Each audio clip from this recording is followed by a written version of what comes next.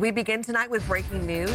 The Stockton man in Tracy is now being investigated as a crime. And ABC 10's Kurt Rivera is joining us live at the San Joaquin County Superior Court in downtown Stockton with the details. Kurt. Well, Madison Tracy police and the San Joaquin County District Attorney announcing the crime and charges of death of 30-year-old Justin Peoples right after the suspect's first court appearance here in downtown Stockton. Now take a look at the suspects that we're talking about tonight. They are Jeremy Jones and Christina Garner, accused of the Tuesday nighting at a gas station on North Tracy Boulevard and I-205. Police say it was recorded by a surveillance camera. The DA also says Jones was recently out of prison. They say the special circumstance crime added because of Jones' history and past association with white supremacy groups, including his tattoos. Justin Peoples' father was also at this news conference and spoke about his son. Listen. Went to the Navy right after high school. He was a remarkable young man. He was very kind, beautiful smile. He was also a graduate of Edison High School and Delta College. The DA says the suspects and victim did not know each other. They say that the Tracy police chief saying their interaction that night was brief. What happened was unprovoked, and he calls it a, quote, senseless act of violence. The suspects will be back in court next month. They both face life without the possibility of parole. We're live in downtown Stockton. Back to you. All right. Peace and blessings, peace and blessings, peace and blessings. All praises to the Most High. And as Ephesians 5:11 says, take no part in the works of darkness, rather expose them. And as you saw from the news clip, this is another act of darkness, another senseless act of violence by two devils. And I don't know how else to put it, two demon-possessed individuals. And here you can take a look at them again. This is Jeremy Jones on the left and Christina Gardner on the right. And you can actually pretty much see the evil, the satanic aura in each of those people's eyes. On March 15th, those animals that you just saw were alleged to have taken the life of 30-year-old Justin Peoples in Tracy, California, Stockton, California, in San Joaquin County. And this is the young man, Justin Peoples, who was 30 years old. There you see him with his father. He's an Army veteran, and at the time of his demise, he was the father of two children, two sons, ages 2 and ages 11. So I assume that they are ages 5 and ages 14 now. And because of this act, the two that you just saw have been charged with a hate crime. Now, the situation goes that Mr. Peoples and his girlfriend stopped at the Chevron station there in Tracy, California, and he wanted to get some quarters for the laundromat. And his girlfriend was with him at the time, and she stayed in the car.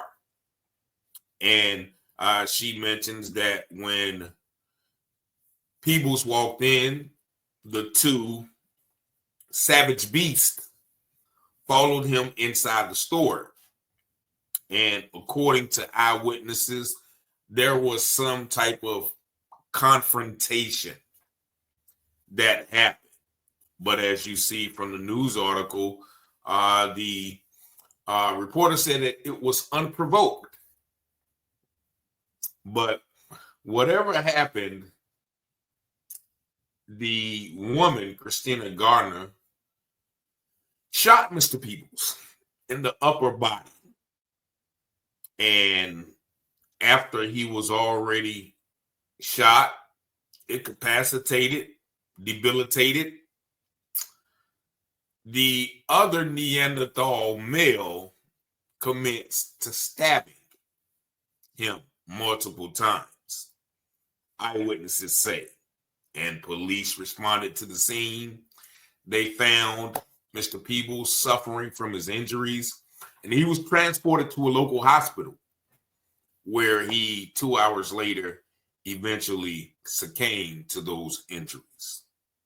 And it was later on that night that these two monsters were arrested. Now, also additionally charged with accessory after the fact is 50-year-old Marco D'Amico, Carlos D'Amico, excuse me. And he was charged with harboring fugitives after the police found the two at his home. And again, there is no basis for this attack. As you see, Jeremy Jones was a convict, and he had several tattoos on his body which indicate white supremacy. And one of them was saying white pride, as you saw. And also he had a swastika. And so this is an individual that harbored hate in his heart. And due to that, he has been charged with a hate crime. Now, at the time of his demise, Mr. Peebles, it says that he was working as a part-time delivery man and a local youth pastor, meaning that he was a very respected, upstanding member of the community. And these two demons felt it necessary to take his life only because of the color of his skin. Now, mind you, once again, this happened 3 years ago, March 15th. And again, if it wasn't for someone sending me another story and, while researching that, this story came up, I wouldn't know about it. And probably you wouldn't know about this too. Now, I've scoured the internet. The couple were charged, and they were charged with several offenses. I'm going to go over those offenses. But recently, like all of the articles that I found are from 2022. There is no updated articles, concerning their trial dates or their appearance in court, or even if the case has already been disposed of. There is no information. It's almost like one article I did pull up where local NAACP members were addressing the situation. That article is no longer able to be found or able to be shown. So that is kind of strange to me. It gives me the impression that maybe someone is trying to scour this story away, erase it from, the public's memory. But I did pull up the charges, and these are the particular charges of a criminal complaint. And if you can see it on the screen, that is the district attorney of San Joaquin County. And that's Christina Lynn Garner, charged with the M word, intentional discharge of a firearm, and the commission of a M word, use of a firearm and commission of a felony, use of a deadly or dangerous weapon, armed with a firearm, special circumstances, or M word due to race, color, religion. Felony, addict, possess firearm. So evidently she's an addict and she doesn't supposed to possess a gun, or she's convicted with the felony. And there you go. With the accessory is Christopher Angelo D'Amico.